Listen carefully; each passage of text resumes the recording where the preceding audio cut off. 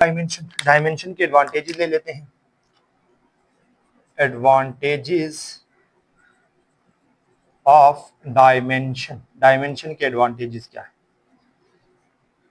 Dimension के दो advantages हैं। एक है बेटा आपके पास होमोजेनिटी, प्रिंसिपल ऑफ होमोजेनिटी, और दूसरा बेटा हमारे पास to derive formula, formula derive करना और इक्वेशंस को चेक करना कि वो डायमेंशनली करेक्ट ही करनी। बस ये दो काम है। अब सबसे पहले principal of homogeneity, principle of homogeneity,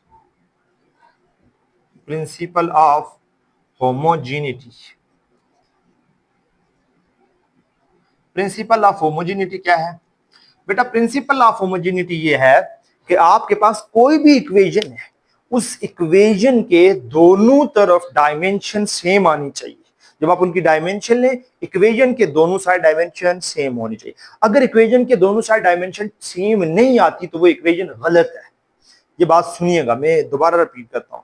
वो इक्वेशंस जिनके दोनों साइड की डायमेंशन सेम ना आए, डायमेंशनली वो रॉन्ग है, मींस बेटा आपके पास अगर देखा जाए तो हम कह सकते हैं वो इक्वेशंस हमारे पास रॉन्ग हैं जिनकी डायमेंशन दोनों साइड पे सेम नहीं है, यानी वो होमोजीनियस नहीं है।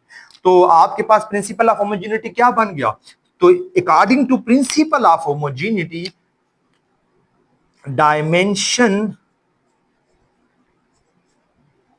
on both sides of equation or relation must be same, must be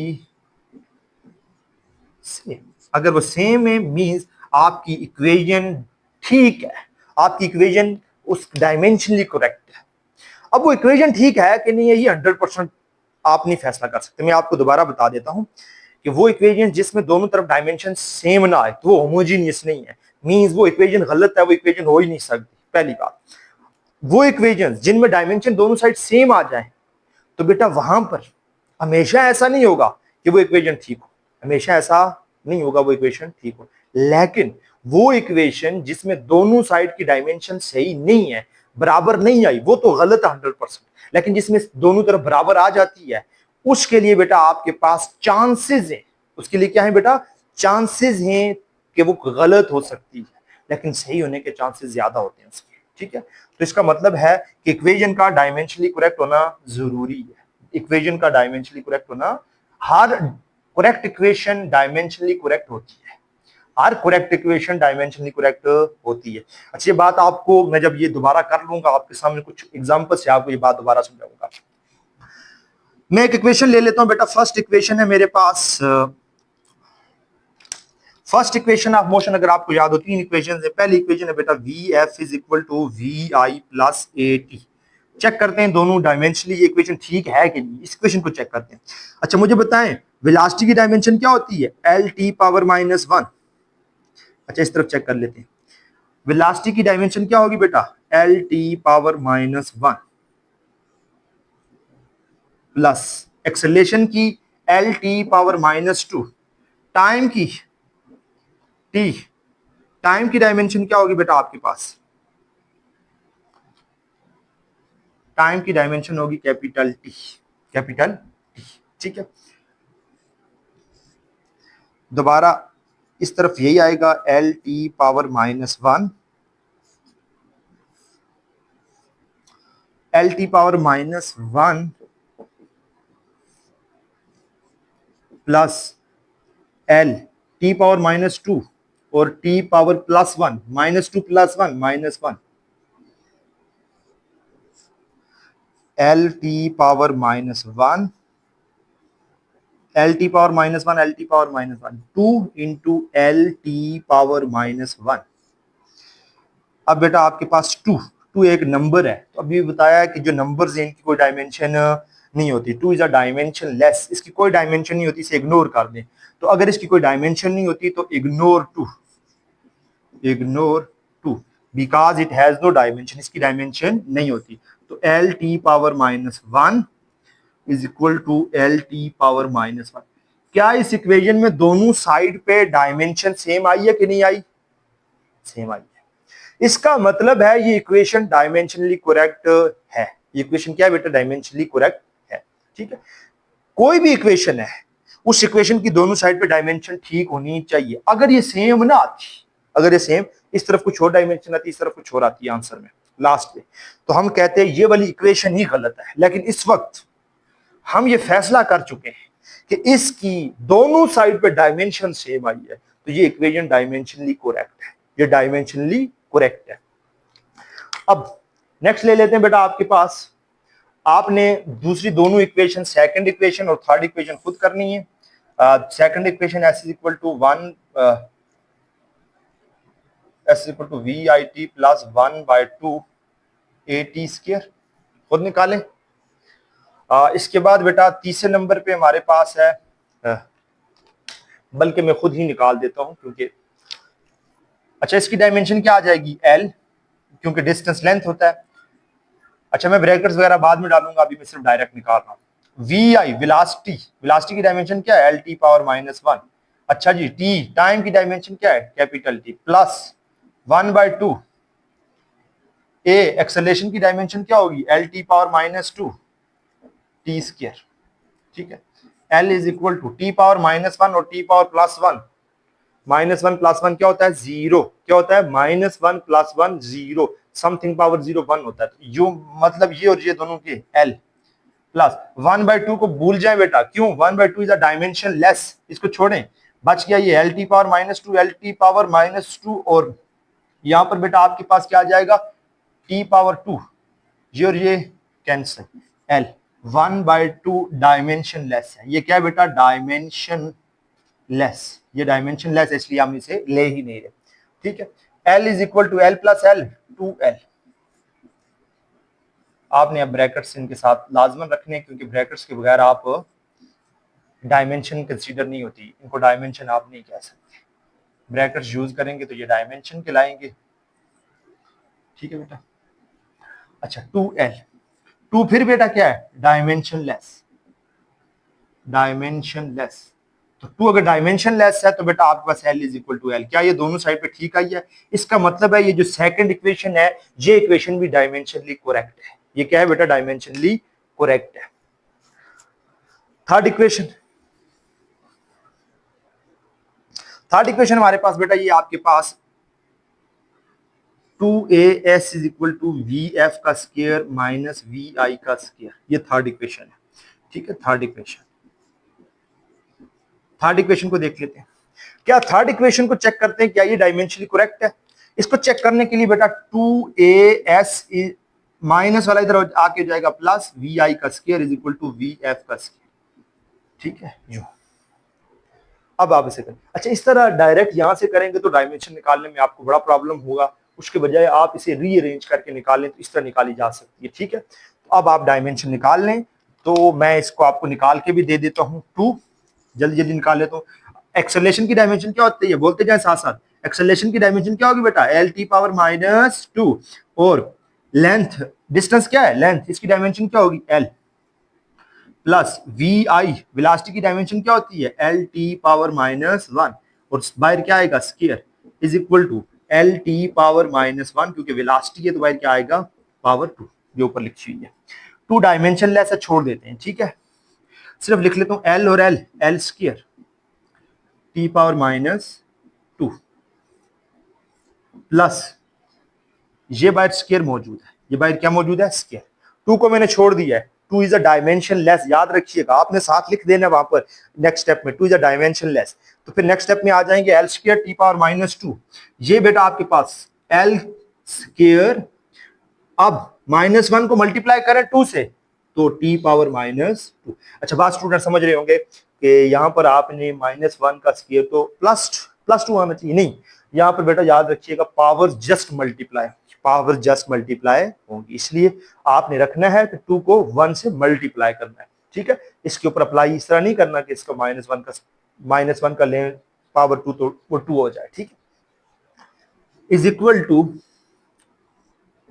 L square T power -2।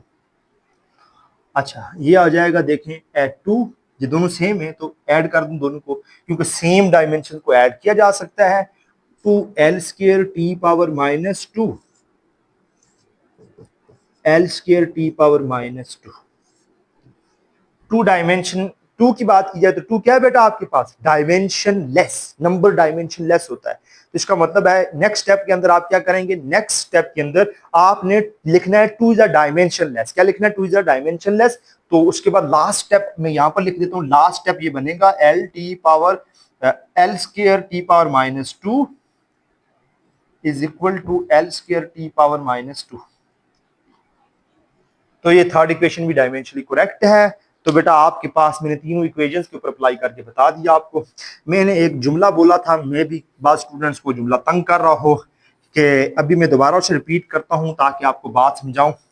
वो इक्वेशंस जिनमें दोनों साइड पे आपके पास डायमेंशन सेम आ जाए, वो इक्वेशंस डायमेंशनली करेक्ट है। वो इक्वेशंस जिसमें दोनों साइड पे डायमेंशन सेम ना आए, वो इक्वेशंस गलत है, वो इक्वेशंस गलत है। ये जुमला याद रखिए, लिमिटेशन में दोबारा रिपीट होगा। अब मैंने ये जुमला बोला था कि अगर कोई ऐसी इक्वेशन, कोई भी इक्वेशन आपके सामने रखी जाए, आप उसे चेक करें, चेक करके आप देखते हैं दोनों साइड की डायमेंशन सेम नहीं आ रही, तो आप फौरन कहेंगे आपने गलत इक्वेशन लिखी, ये इक्वेशन सही नहीं है। क्यों? इनकी दोनों साइड पे डायमेंशन सेम नहीं है। अगर दोनों साइड पे डायमेंशन सेम आ जाए, डायमेंशन सेम आ जाए, तो क्या आप 100% श्योरिटी से कहेंगे ये इक्वेशन ठीक है? अगर दोनों साइड पे डायमेंशन सेम आ जाए, क्या आप ये 100% कहेंगे ये इक्वेशन इसकी डायमेंशनल करेक्ट है, यानी दोनों साइड पे डायमेंशन बराबर आई है, इक्वल आई है, तो ये इक्वेशन बिल्कुल सही है? नहीं। क्यों? याद रखिएगा, ये जुमला दोबारा बोलता हूं, कोई भी equations, an equation is dimensionally correct, वो इक्वेशन जो डायमेंशनली करेक्ट हो, दोनों साइड सेम डायमेंशन हो, इज नॉट नेसेसरी, जरूरी नहीं है ऑलवेज करेक्ट, हमेशा सही हो। मसलन T is equal to under root L over G. बेटा बताएं ये इक्वेशन ठीक है कि नहीं? ये वाला फार्मूला ठीक है कि नहीं? नहीं, ये फार्मूला आप जानते हैं ये फार्मूला ठीक नहीं है। असल फार्मूला तो ये है, T is equal to 2 pi under root L over G. ये असल फार्मूला है, असल फार्मूला ये है। ये फार्मूला सही नहीं है, इसके अंदर 2 पाई मिसिंग है। लेकिन इसकी डायमेंशन चेक करते हैं। टाइम की डायमेंशन क्या होती है? कैपिटल टी ही होती है। अंडर रूट को मैं लिख देता हूं बेटा आपके पास जी, वैसे ही अंडर रूट को मैं लिख देता हूं 1/2। ठीक है, अब नेक्स्ट चलता हूं मैं। T is equal to L, length है, लेंथ की डायमेंशन यही होगी, एल ही होगी। ठीक है, L power 1/2। G, G is acceleration, gravitational acceleration. Acceleration की डायमेंशन क्या पड़ी थी? L T power -2। देखें मैंने 1/2 ऊपर भी अप्लाई कर दिया, क्या 1/2 को नीचे इस जी वाले पे भी अप्लाई करूंगा? हाँ करूंगा। तो जी वाले पे भी अप्लाई कर देता हूं 1/2। ठीक है, दोनों पे अलग अलग 1/2 को मैंने अप्लाई कर दिया। मैं सिर्फ आपको कंसेप्ट समझाने की कोशिश कर रहा हूं। अगरचे थोड़ा सा लेंथी हो जाएगा लेक्चर बेटा, लेकिन कंसेप्ट समझना बहुत जरूरी है, क्योंकि बाद में लिमिटेशंस डिस्कस करते हुए फिर वहां मुश्किल हो जाएगी। वहां सिर्फ आपने याद तो नहीं करनी चीजें, समझना भी है साथ साथ। T is equal to, T बेटा आपके पास ये डायमेंशन की बात हो रही है, टाइम की डायमेंशन कैपिटल टी ही होती है। कैपिटल टी ब्रैकेट में लिखूंगा, मीन डायमेंशन की बात कर रहा हूं। एल पावर में 1/2। मैं अब बेटा इन दोनों पर भी डायमेंशन 1/2 अलग अलग अप्लाई कर देता हूँ। एल के ऊपर अप्लाई करता हूँ, एल पावर 1/2। टी के ऊपर अप्लाई करता हूँ, टी पावर -2, और बाहर से वो मल्टीप्लाई हो रही है 1/2। ये और ये कैंसल, ये और ये कैंसल हो गया। टी इज इक्वल टू, क्या मैं इसको अंदर लिख सकता हूँ? लिख सकता हूँ, कोई मसला तो नहीं है, लिखा जा सकता है। ठीक है, लिख लेता हूँ, या मैं उसी तरह लिख देता हूँ, तब भी कोई फर्क नहीं पड़ता, तब भी हम कर लेंगे। एल अलग है, मैं इसके ऊपर अलग लिख लेता हूँ, ये डायमेंशन, इसकी अलग डायमेंशन लिख लेते हैं। ठीक है, या यूं लिख लें, आपके पास 1/2 अंदर लिखें बाहर लिखें, कोई फर्क नहीं पड़ता। ठीक है, टी पावर -1, अच्छा -1 बाहर लिखें अंदर लिखें, कोई फर्क नहीं पड़ता। ये और ये कैंसिल, टी पावर -1 ऊपर जाके क्या हो जाएगा, टी पावर +1। +1 लिखने की जरूरत नहीं है। क्या दोनों साइड डायमेंशन ठीक आई है? ठीक आई है। लेकिन आप जानते हैं ये इक्वेशन सही है या नहीं? गलत है ये इक्वेशन। इसी जुमले को मैं बार बार रिपीट करता हूं। अगर दोनों साइड पे डायमेंशन सेम ना आए तो फिर तो आपने 100% क्या देना, इक्वेशन 100% गलत है। लेकिन दोनों साइड इक्वेशन डायमेंशन सेम आ भी जाए फिर भी 100% श्योरिटी नहीं है कि इक्वेशन ठीक है। इसी को कहते हैं an equation or relation is dimensionally correct is not necessary always correct। वो जरूरी नहीं है हमेशा वो रिलेशन दुरुस्त हो सकता है, ज्यादा चांसेस हैं दुरुस्त होने के, लेकिन हमेशा ऐसा नहीं है कि वो दुरुस्त ही होगा। ठीक है बेटा, तो यहां तक आपके पास पहला प्रिंसिपल ऑफ होमोजेनिटी मैंने डिस्कस कर दिया और साथ मैंने आपको बड़ी डिटेल में बता दिया। अब दूसरा, टू डिराइव फार्मूला डिराइव करने के लिए। अच्छा, एक एडवांटेज हमने डिस्कस कर,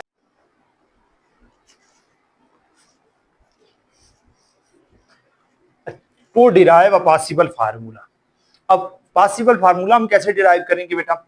इसके लिए सबसे पहला ये पता होना जरूरी है, जिस क्वांटिटी के लिए आप फार्मूला डिराइव कर रहे हैं बेटा, उस क्वांटिटी के बारे में आपने ये याद रखना है कि वो क्वांटिटी किन किन चीजों पे डिपेंड करती है, आपको पता होना जरूरी है। अब मसलन कोई भी एक फार्मूला, एक तो ये है कि मैं आपको बता देता हूं, सबसे पहले मैं फार्मूला डिराइव करता हूं।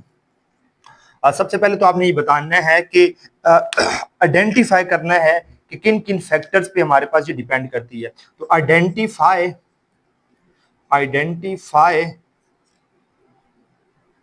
Factors on which physical quantity depend.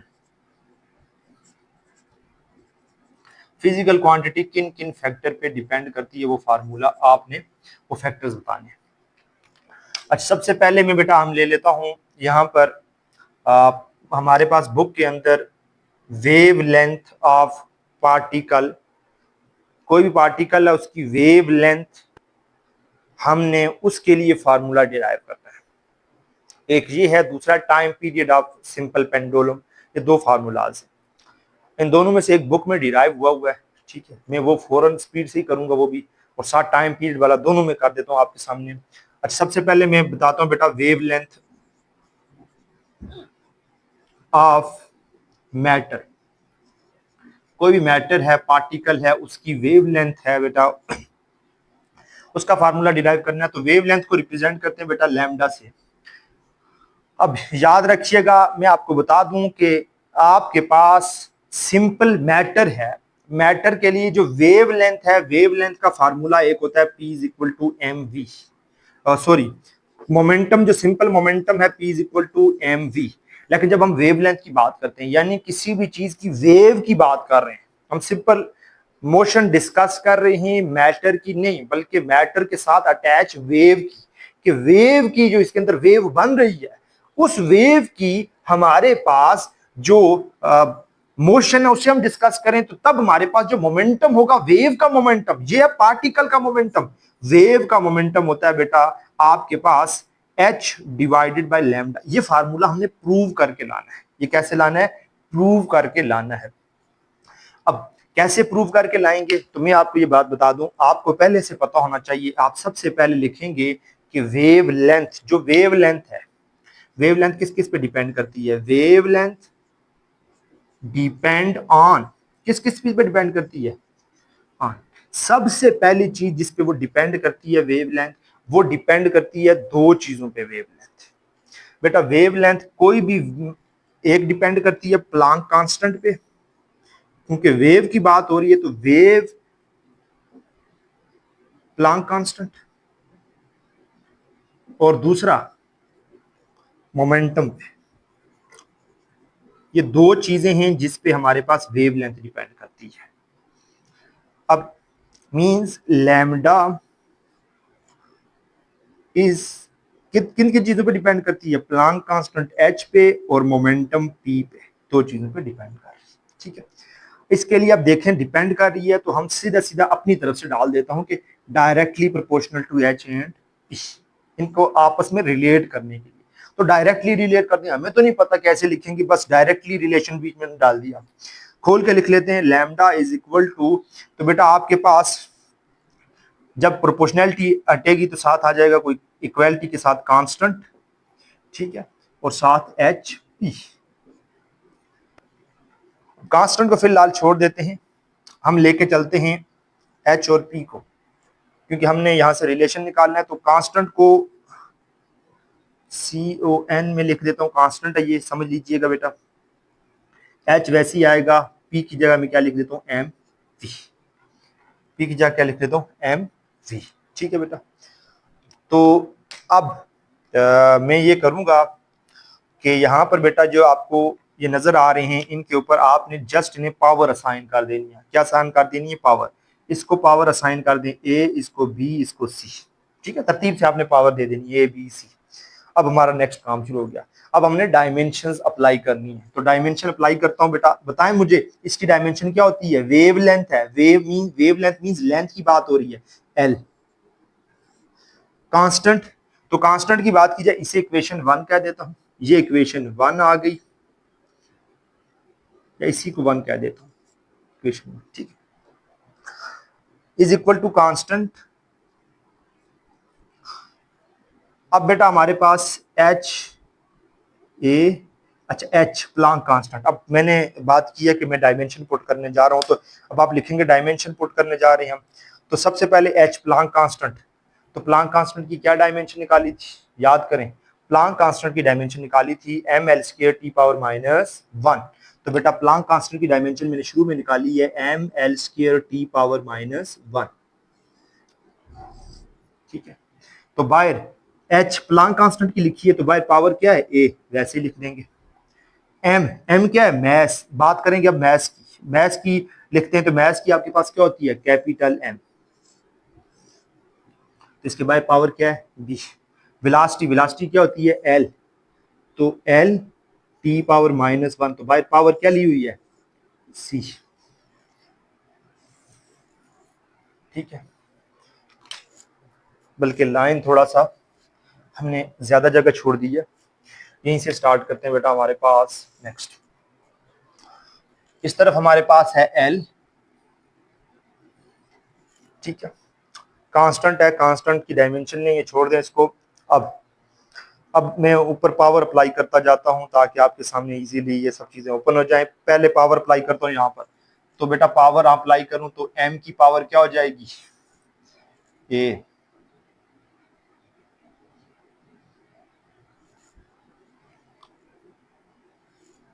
L, L की पावर क्या हो जाएगी, 2a, टी की पावर क्या हो जाएगी, -a, ठीक है। ये मैंने पावर्स अप्लाई कर दी। नंबर 2, अब एम के ऊपर पावर अप्लाई करें तो एम बी, और साथ में बेटा लास्ट पे एल, तो एल के ऊपर अप्लाई करते हैं तो एल पावर सी T⁻⁻c, यही है ना। थोड़ा सा मजीद सिंप्लीफाई कर लेते हैं, एल इज इक्वल टू, चारों स्टेप आप बहुत एहतियात से कीजिएगा। एम ये भी है और एम, ये सब मल्टीप्लाई हो रहे हैं, मल्टीप्लीकेशन में लिखे हुए हैं कि नहीं लिखे हुए, ठीक है लिखे हुए हैं। व्हेन आपके पास मल्टीप्लीकेशन के अंदर जब बेसिस सेम हो, when basis are same powers can be added.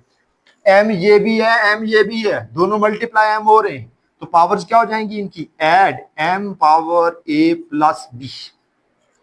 Number 2 L, L यहां पर है और एल यहां पर है, दो ही एल मौजूद है, दोनों एल आपस में क्या हो रहे हैं, मल्टीप्लाई। तो बेटा इनकी जो पावर हो जाएंगी वो क्या हो जाएंगी, एड L power 2a plus C. तीसरे नंबर पे टी की बात करते हैं, तो बेटा टी के ऊपर पावर क्या है, -a, और इधर टी के ऊपर पावर क्या है, -c।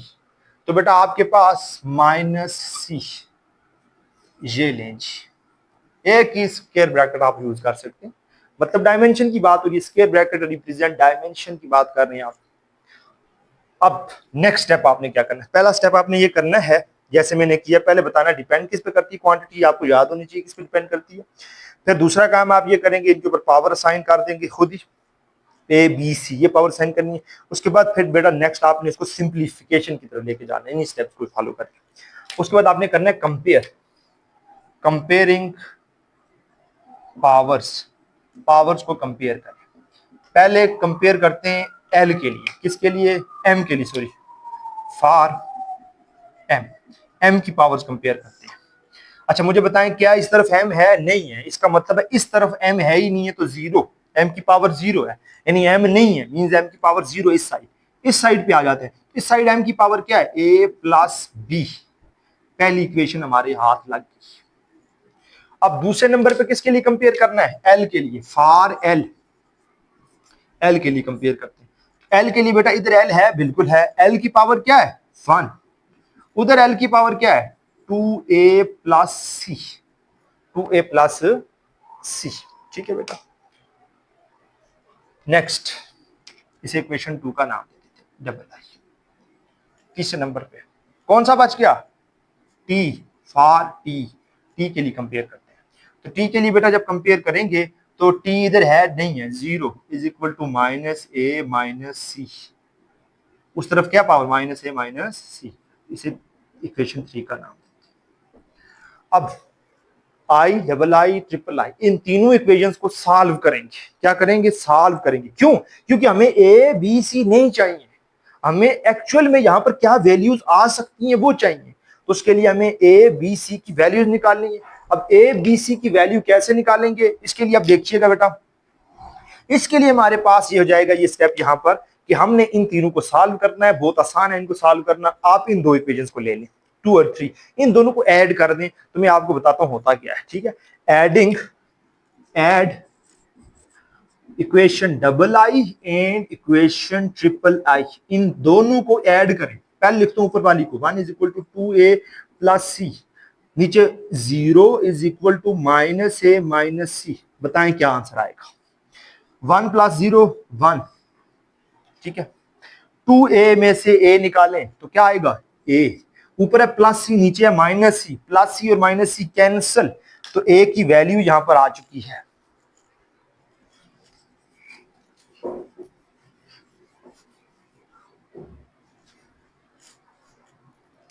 यहां ये लिखा हुआ था लैम्डा एच पी, ठीक है बेटा, मेरे पास आ चुकी है। वो देखें आंसर क्या आया है, 1 इज इक्वल टू ए, यानी a इज इक्वल टू 1, ए की वैल्यू आ गई। मैंने अभी भी कहा ए बी और सी की वैल्यूज आपको पता होनी चाहिए, उसके लिए तो ये प्रोसेस वो नीचे वाला। नेक्स्ट स्टेप, जब आपको एक वैल्यू मिल जाए ना, उस वैल्यू को इक्वेशंस में से जहां मर्जी पुट करें, दूसरों की वैल्यूज आना शुरू हो जाएंगी। अब ए की वैल्यू यहां पुट करें, यहां पुट करें, यहां पुट करें, आपको दूसरे वेरिएबल की वैल्यू मिल जाएगी।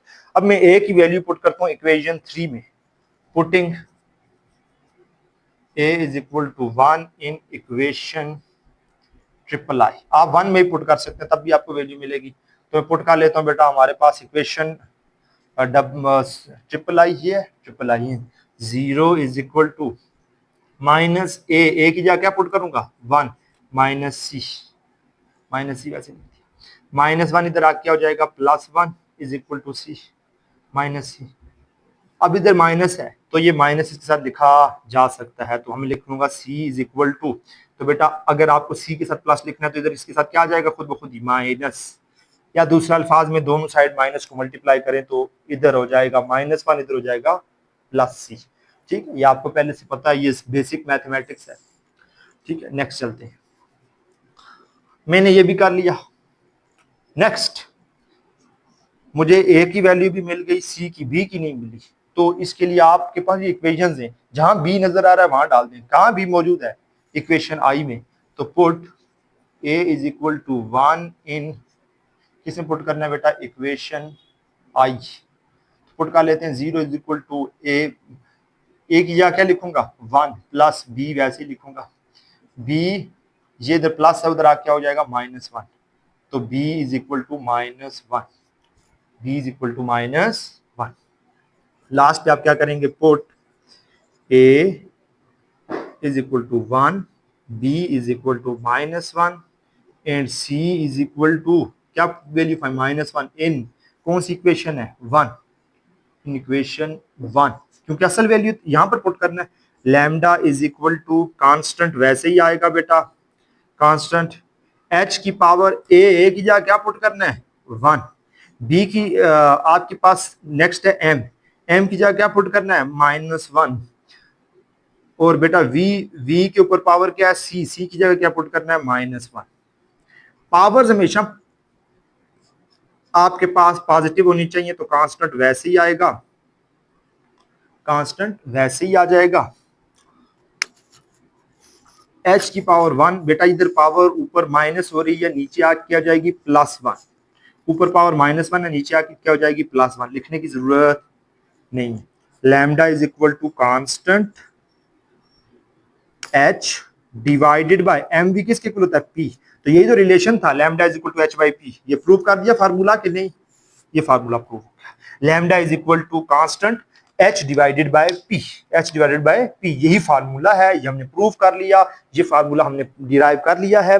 अब बेटा हमारे पास यहां तक कंप्लीट हो चुका है ये लेक्चर। इसमें अब दूसरा फार्मूला है t is equal to 2 pi √L/g, उसकी मैंने आपने उसे डिराइव करना है फार्मूले को, मैं आपको टिप्स दे देता हूँ। आपके पास डायमेंशंस, क्योंकि टाइम बहुत ज्यादा हो चुका है, लेंथी हो गई है बहुत ज्यादा वीडियो, तो मैं आपको लास्ट पे टिप्स देता हूँ, लेकिन उससे पहले हम लिमिटेशंस डिस्कस कर लेते हैं, फिर मैं आपको टिप्स देता हूँ, आप खुद भी इजीली कर लेंगे।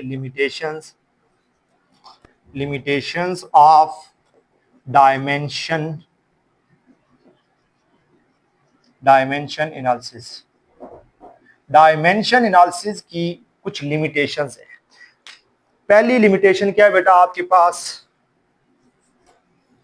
डायमेंशन एनालिसिस की मदद से आप ये नहीं बता सकते कि ये जो आपके पास फिजिकल क्वांटिटी जिसकी आपने डायमेंशन लिखी है, बहुत सारी फिजिकल क्वांटिटीज की सिर्फ डायमेंशन लिखी हो, तो आप सिर्फ डायमेंशन की मदद से ये नहीं बता सकते कि ये किस फिजिकल क्वांटिटी की डायमेंशन है, क्योंकि बहुत सारी क्वांटिटीज जिनकी डायमेंशन सेम है।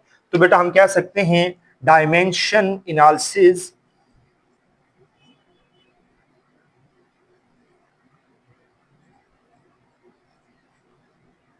कैन नॉट डिस्टिंग्विश, किसके दरमियान डिस्टिंग्विश नहीं कर सकती, distinguish between physical quantities that have same dimension. उन फिजिकल क्वांटिटीज के दरमियान डिस्टिंग्विश नहीं किया जा सकता कि कौन सी क्वांटिटी जिनकी डायमेंशन सेम है। मसलन मैं आपके सामने डायमेंशन लिख लेता हूं, वर्क, एनर्जी और टार्क, इन तीनों की डायमेंशन एक ही है। मसलन डायमेंशन क्या थी, मैं वर्क की पहले निकाल लेता हूं। वर्क की डायमेंशन है बेटा आपके पास FD, फोर्स की डायमेंशन क्या है, LT power M, LT power -2 और L। तो फोर्स की डायमेंशन है mL² T पावर -2, ये निकाली हुई है मैंने फर्स्ट लेक्चर के अंदर सारी। तो बेटा फॉर एग्जांपल अब बात की जाए mL² T पावर -2, ये डायमेंशन है बेटा आपके पास एनर्जी की भी, टार्क की भी, और एनर्जी की, टार्क की और वर्क की। अब इन तीनों में से किसकी बात की है मैंने, किसकी डायमेंशन लिखी है आपको नहीं पता, क्योंकि ये तीनों की डायमेंशन है। तो मैं कह सकता हूं it may be dimension of, ये किसकी डायमेंशन सकती है, वर्क और एनर्जी, और आपके पास बेटा वर्क, एनर्जी और टार्क, इन तीनों में से किसी एक क्वांटिटी की मैंने बात की है। तो जब डायमेंशन से आप नहीं बता सकते कौन सी क्वांटिटी है, नंबर 1। नंबर 2, दूसरे नंबर पे बेटा आपके पास दूसरी अगर बात की जाए, तो इसके साथ आपने लिखा it may be dimension of work, energy और टार्क, ठीक है।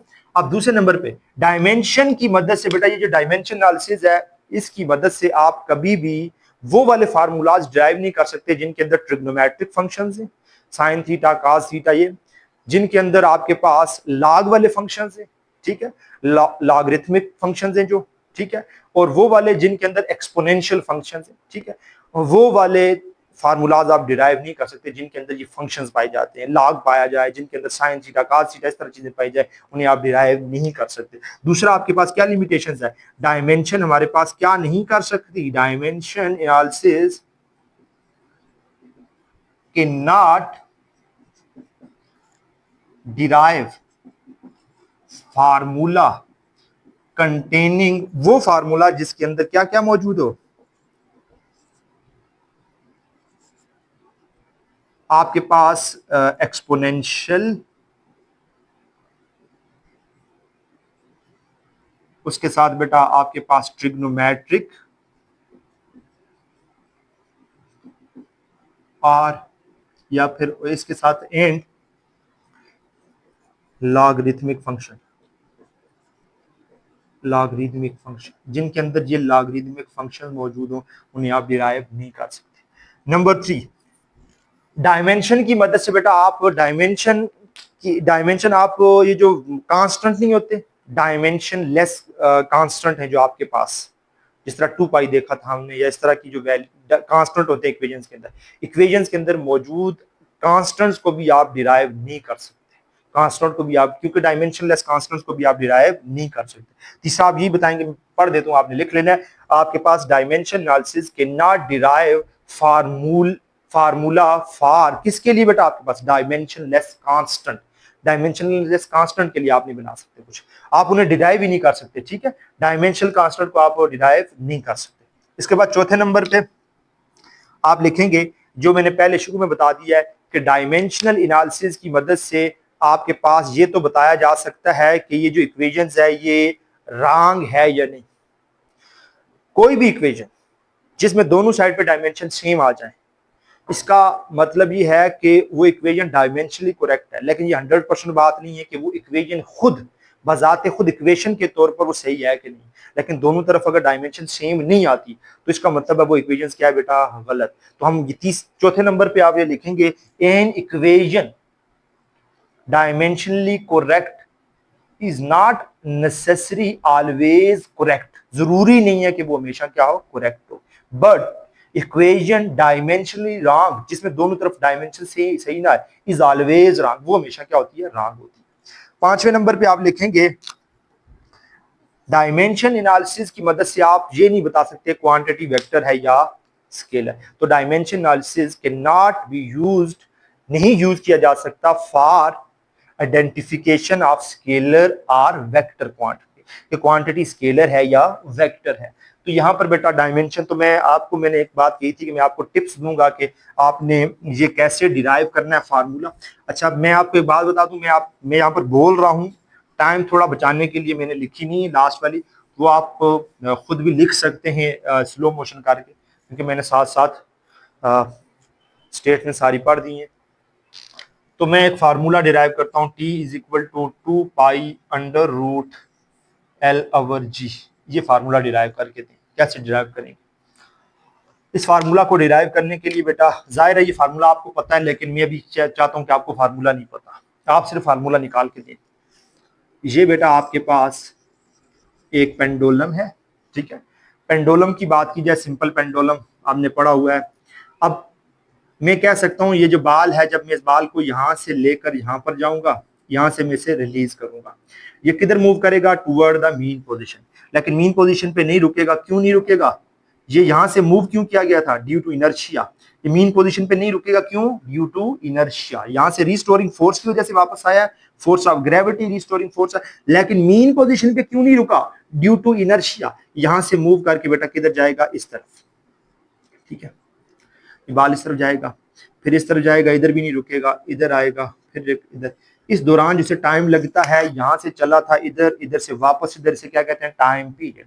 ये टाइम पीरियड किस किस पे डिपेंड करता है? सबसे पहले आपने टाइम पीरियड के लिए आपको क्वेश्चन ये है, derive formula for time period of simple pendulum. Simple pendulum का जो टाइम पीरियड है, इसके लिए फार्मूला डिराइव करें। तो डिराइव कैसे करें कि बेटा आपने डेरिवेशन कैसे करनी है? सबसे पहले बताना है कि टाइम पीरियड डिपेंड किस किस पे करता है। टाइम पीरियड डिपेंड ऑन, अच्छा मैं डायग्राम देखकर बताऊंगा। सबसे पहले जो मुझे दिखता है, मैंने कुछ यहाँ पर एक्सपेरिमेंट करके नहीं कह रहा, मैं कह रहा हूं मुझे नजर आ रही है लेंथ, तो लेंथ पे डिपेंड करता होगा। सबसे पहले तो मैं मैथ का कहता हूँ, मैथ ऑफ बॉल, ये मैं खुद कह रहा हूँ, ये तो लास्ट में पता चलेगा फार्मूले में, अगर मैथ आया तो ठीक है, नहीं तो नहीं डिपेंड कर रहा होगा। Math of ball number 1। Number 2, देखकर क्या लगता है? लेंथ ऑफ स्ट्रिंग, रस्सी की लेंथ पर। तीसरे नंबर पे बेटा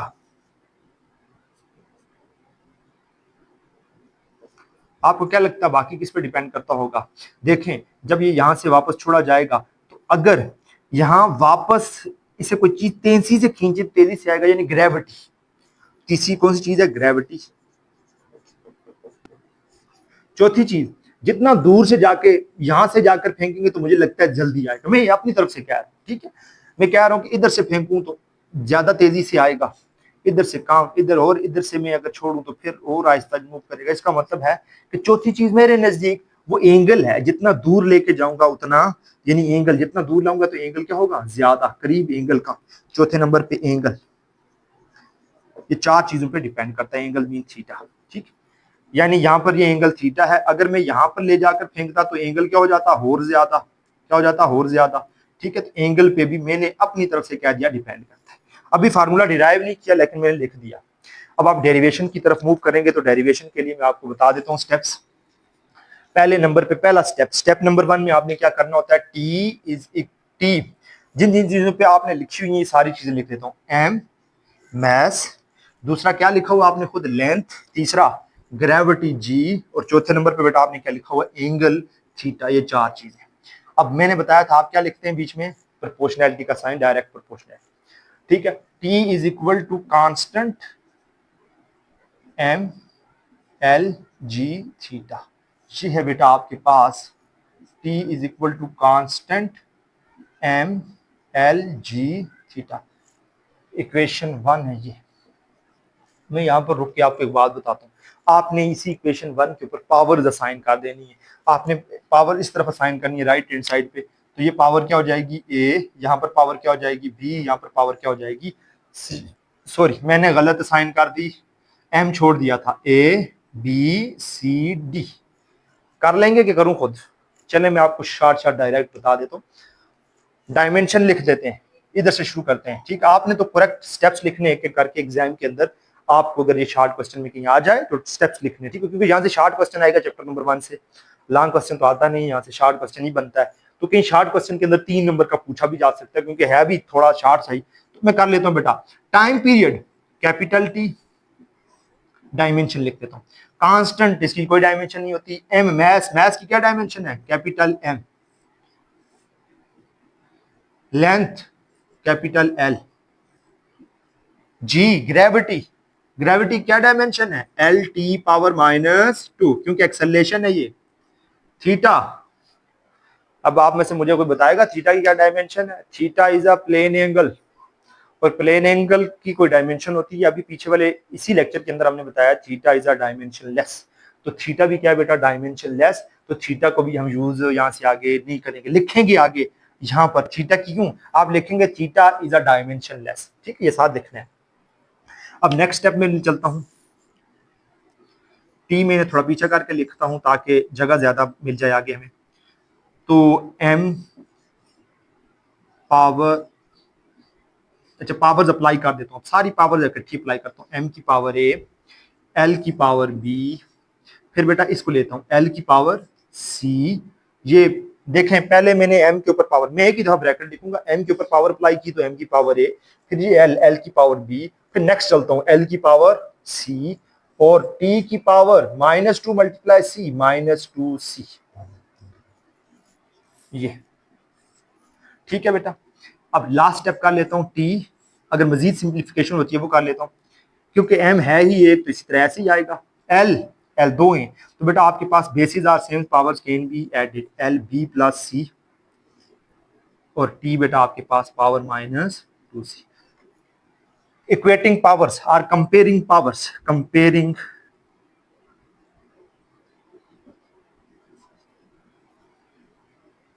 कंपेयरिंग पावर, पावर को कंपेयर कर लेते हैं। कंपेयरिंग पावर, पावर को कंपेयर करते हैं बेटा। इधर देखें, सबसे पहले मैथ्स की कंपेयर फॉर एम, एम के लिए कंपेयर करते हैं। क्या इधर एम है? नहीं है, इसका मतलब है 0। इधर है ए इज इक्वल टू 0। हो गया भाई आई। ठीक है, नेक्स्ट चलता हूं मैं। फॉर एम के बाद फॉर एल, एल के लिए कंपेयर करता हूं। इधर एल है? नहीं है। ए प्लस, इधर 0 है, उधर क्या है? ए प्लस बी, ए प्लस बी। सॉरी ए प्लस बी नहीं है, बी प्लस सी है, साथ साथ करेक्शन कीजिएगा, B plus C double I. Next में इधर रेज करता हूँ क्योंकि जगह नहीं बची उधर, तो फार्मूला जब बनेगा आपके सामने आ जाएगा। ठीक है, ये यहां से रेज कर देता हूं। ठीक है, अब एल के बाद टी, फार टी, तीसरे नंबर पे किसकी पावर कंपेयर करनी है, टी की। इधर बताएं टी की पावर क्या है, -2, सी इधर क्या है 1, 1 इज इक्वल टू -2 सी। ठीक है बेटा,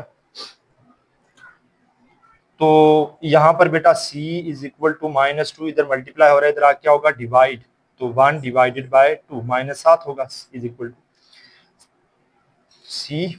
c के साथ -2 क्या हो रहा था मल्टीप्लाई, इधर क्या हो गया डिवाइड। तो आपके पास मैं सीधा करके लिख लेता हूँ, c is equal to -1 divided by 2, 1 divided by 2 ये। अच्छा, मैंने निकाला नहीं है, देखें ये आपके पास अगर आप देखें तो सॉल्यूशन के दौरान ही सी की वैल्यू निकल आई, इसको सिंपली सॉल्व करते हुए ए की वैल्यू निकल आई, रह गया बी। बी की वैल्यू निकालने के लिए आपको ये वाली इक्वेशन यूज करनी होगी, तो क्या करेंगे, पुट, देखें बी में तो इक्वेशन, इस इक्वेशन के अंदर दो ही चीजें बी और सी, तो इसका मतलब यहाँ क्या पुट करना चाहिए, सी की value, put C is equal to -1/2 in equation double I. 0 is equal to B plus C, 0 is equal to B, C की वैल्यू क्या है 1/2, इधर प्लस सी की वैल्यू क्या है बेटा -1/2, तो -1/2, तो 0 is equal two plus minus minus -1/2, इधर माइनस, इधर क्या हो जाएगा, इधर माइनस हो रहा है, इधर क्या हो जाएगा plus, b is equal to 1/2, b is equal to 1/2। तो बेटा वैल्यू आ चुकी है, ए बी सी तीनों की वैल्यूज आ चुकी हैं। अब डी की बात करें तो डी तो पहले से ही 0 था ना, डी तो डायमेंशन, ये देखें डी किसके ऊपर है, थीटा के ऊपर, थीटा क्या है डायमेंशन लेस, तो इसका मतलब है डायमेंशन लेस, यानी यहाँ पर ये जो है डायमेंशन लेस का मतलब होता है 0, वहां पर ये भी 0 है पहले से। तो पुट कर लेते हैं वैल्यूज इन इक्वेशन 1, तो बेटा पुट कर लेते हैं लास्ट पे, put a is equal to, A की वैल्यू क्या निकली है 0, b is equal to, B की वैल्यू क्या निकली है जी 1/2, c is equal to, C की वैल्यू क्या निकली है -1/2, d की वैल्यू निकली नहीं है, d है ही 0 क्योंकि वो d थीटा के ऊपर है और थीटा डायमेंशन लेस है। ठीक है, इन इक्वेशन, कौन सी इक्वेशन है ये, इक्वेशन बताएं कहां पर है, पहली इक्वेशन के अंदर पुट करते हैं, तो बेटा आपके पास आ जाएगा इक्वेशन 1 के अंदर t is equal to constant m की पावर a की जगह 0, l की पावर b, l की पावर b, b की पावर क्या है बेटा b 1/2, g नेक्स्ट बेटा क्या g, g की पावर c, c की पावर क्या है -1/2, d की थीटा, थीटा के ऊपर 0, जिनके ऊपर 0 है वो तो खत्म, समथिंग पावर 0 1 होता है कांस्टेंट, दो ही बच गए, l पावर 1/2 और g पावर -1/2, -1/2 नीचे आ जाएगा, l पावर 1/2 और g पावर 1/2 के ऊपर पावर क्या माइनस, नीचे क्या होगी प्लस। तो बेटा यहां से t is equal to constant l divided by g, दोनों के ऊपर एक ही दफा लिख देता हूँ 1/2, पावर अलग अलग है तो दोनों डिवाइड हो रहे हैं, सेम पावर है तो एक दफा लिखी जा सकती है। 1/2 का मतलब क्या होता है अंडर रूट, क्या होता है बेटा अंडर रूट l/g। तो फार्मूला क्या है, t is equal to constant under root, constant 2 pi है, लेकिन मैंने बताया था डायमेंशन एनालिसिस के अंदर ये लिमिटेशन है, इसकी खामी है, ये कांस्टेंट के बारे में कोई इंफॉर्मेशन नहीं देता, कांस्टेंट को डिराइव नहीं कर सकता, ये 2 पाई खुद नहीं ला सका, इट्स मींस ये कांस्टेंट, ये डायमेंशन की वजह से आप कांस्टेंट को नहीं ला सकते। तो कांस्टेंट क्या होता है 2 पाई, तो फार्मूला ये t is equal to constant, इसने लिख, ये तो पता चल गया कांस्टेंट है, लेकिन ये नहीं पता कौन सा कांस्टेंट है। तो बेटा यहाँ पर हमारा डायमेंशन वाला टॉपिक अल्हम्दुलिल्लाह कंप्लीट हो चुका है, तो मिलते हैं नेक्स्ट लेक्चर के अंदर।